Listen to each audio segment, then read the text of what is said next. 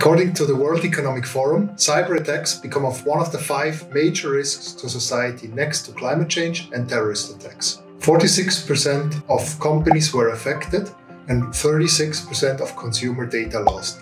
That's why bigger corporations like the Fortune 500 increased their IT security related spending by 11%.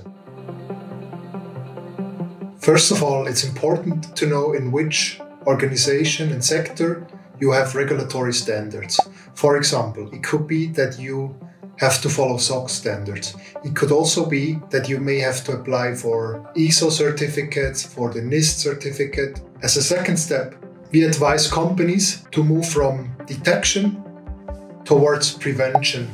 Because if we have to compete against robots and machines, machines will always win. Have you identified the applications with critical risks to you to run the business?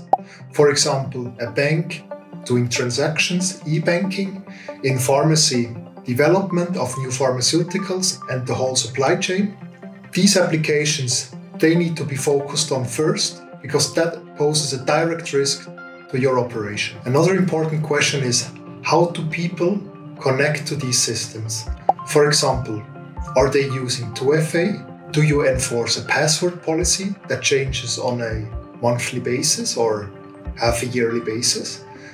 And do you actually execute that policy and live by the policy? Because we found out that 65% of all the organizations do not enforce such a password policy. Once you know which identities access the systems and applications, how often do you review them? Are they managed in a system or do you have a defined process? For example, we suggest that for high privileged users, a bi-yearly review has to take place. We see that in databases and flat files, data is unencrypted.